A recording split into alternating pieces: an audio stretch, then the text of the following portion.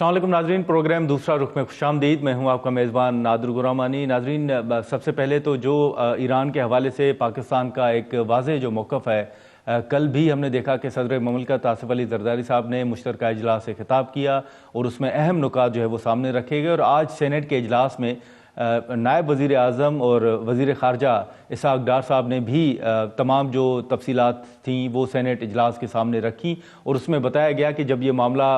शुरू हुआ जंग का, तो उस वक्त से पाकिस्तान ने राब्ते शुरू किए और बैकडोर राब्ते जो हैं, अगर हम ओवरऑल बात करें तो ईरान के साथ भी और जो दीगर ममालिक हैं उनके साथ भी बात हुई और कोशिश की गई कि इस मामले को हल किया जाए, इस जंग को जो है वो रोका जा सके। इसी के साथ साथ उन्होंने ये भी कहा है कि पाकिस्तान वाज़ेह तौर पर जो ईरान की सूरत हाल है या ईरान पर जो हमला हुआ है उसकी मज़म्मत करता है और जो शहादत के हवाले से हुकूमत का मौक़िफ़ है वो ये कहते हैं कि आलमी कवानीन की वो खिलाफ वर्जी है। इसी के साथ साथ अब जो मुख्तलिफ चीज़ें सामने आ रही हैं उस हवाले से भी पाकिस्तान ने ये वाज़ेह तौर पर कहा है कि अभी भी पाकिस्तान की ये कोशिश है और मुख्तलिफ जो ममालिक हैं उनसे राब्ते किए जा रहे हैं कि किसी न किसी तरह इस मामले को रोका जा सके। लेकिन अभी भी एक तासुर ये दिया जा रहा है ख़ुद अमेरिका की जानिब से और ईरान की तरफ से भी जो बयानात आ रहे हैं कि शायद ये जंग जो है वो 4 से 5 हफ्ते मज़ीद जारी रहे। अब ये जंग सिर्फ अमेरिका और ईरान के दरमियान नहीं रही, आपके सामने है सूरत हाल के गल्फ़ कंट्रीज़ के हवाले से जो सूरत हाल सामने आ रही है वो भी है। तो अब आने वाले दिनों में या इस वक्त जो पाकिस्तान का मौक़िफ़ है या जो कोशिशें हो रही हैं उसका क्या नताइज हैं वो नज़र आ रहे हैं और ये सूरत हाल किस तरफ जाएगी, जो अमरीकी सदर ट्रंप के बयानात भी हैं उस पर हम गुफ्तगू करेंगे। मंसूर जाफ़र साहब हमारे साथ मौजूद हैं। बहुत शुक्रिया मंसूर जाफ़र साहब वक्त निकालने का। सर, इस वक्त जो ओवरऑल आप देख रहे हैं कि खलीजी ममालिक में इवन अफ़गानिस्तान के साथ भी जो मामला चल रहे हैं, लेकिन हम ओवरऑल अगर बात करें ख़ास तौर पर ईरान और अमेरिका के हवाले से, तो इस वक्त आपको लगता है कि मामला जो है वो हल की तरफ जा रहा है? जो पाकिस्तान के बयानात भी हैं कि सिफारती सतह पर इन तमाम मामलात को हल करने की कोशिश की जा रही है। जी, पाकिस्तान की तरफ से कल जो इनिशिएटिव लिया गया है, ख़ास तौर पे जो हमारे डिप्टी प्राइम मिनिस्टर और वज़ीर ख़ारजा इसहाक़ डार साहब ने एक बड़ी एक्सटेंसिव ब्रीफिंग दी है इस्लामाबाद में बेस्ड सफ़ीरों को, और उसका मकसद यही था कि पाकिस्तान का जो भी एजेंडा है इस पूरे क्राइसिस के हवाले से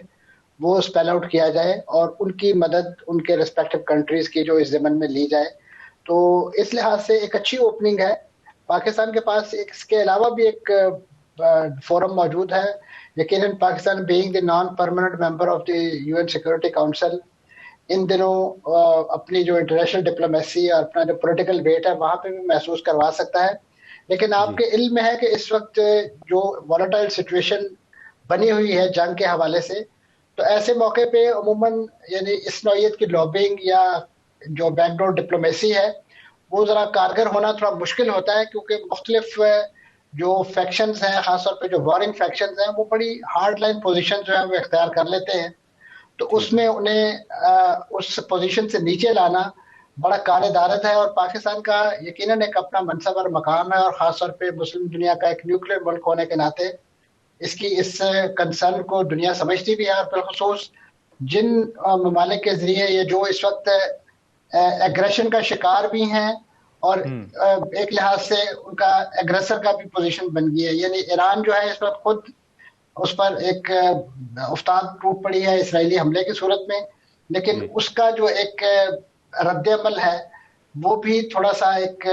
अगर हम नॉन डिप्लोमेटिक इस्तेमाल करें तो वो जारहियत के ज़मर में आ जाता है, क्योंकि वो रद्द-ए-अमल थोड़ा सा आउट ऑफ प्रपोर्शन होता जा रहा है, ख़ासतौर पे अपने उन हमसाया मुल्कों के खिलाफ कि जो माजी में उनके हवाले से और ख़ासतौर पे इन्हीं कुव्वतों के साथ उनके मुज़ाकरात को स्टेज करते रहे हैं, उसकी होस्ट के करते रहे। तो लेकिन ईरान ने, क्योंकि उसे बैकएंड पे होने वाली जितनी भी मिलिट्री बिल्डअप है, तैयारियां हैं, अमेरिका के अज़ाइम, उसका बखूबी अंदाजा था, क्योंकि वो एक अरसे से इसराइल और अमेरिका की आंखों में खटकता है और उन्हें इस बात का अंदाजा था कि जिस तरीके से गुज़श्ता बरस जून में इसी नौइयत के मुज़ाकरात को दरमियान में ही टॉर्पीडो कर दिया गया और पहले इसराइल ने हमला किया, फिर उस हमले को रीइंफोर्स करने के लिए अमेरिका ने अपने बॉम्बर भेजे ताकि वो जो एक इल्ज़ाम था ईरान के न्यूक्लियर इंस्टॉलेशन पर उसको किसी तरीके से दुनिया के सामने वाशगाफ अंदाज में बयान किया जा सके। लेकिन 6 माह बाद दोबारा से ईरान को पता चल, अमेरिका को मालूम हो गया کہ وہ تنصیبات جو ہے تباہ نہیں ہوئی، اس کا صرف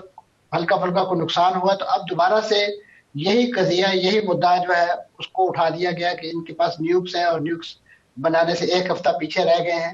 تو یہ پچھلے تقریباً 20 برسوں سے تو ہم یہی سنتے آ رہے ہیں کہ ایران کا نیوکلیر پروگرام جو ہے وہ چند ماہ دور رہ گیا ہے، چند ہفتے دور رہ گیا ہے، لیکن وہ کیسا نیوکلیر پروگرام تھا کہ جو ابھی تک منصہ شہود پر نہیں آ سکا یا اس کو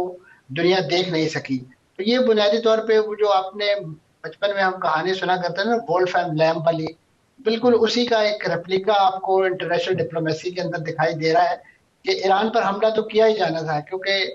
اس وولف کو پتا تھا کہ یہ لیمب میرا ہی شکار ہے اور میں نے اسے کرنا۔ ناظرین، یہاں پر ایک مختصر سا بریک لیتے ہیں اور بریک کے بعد گفتگو کو آگے بڑھاتے ہیں۔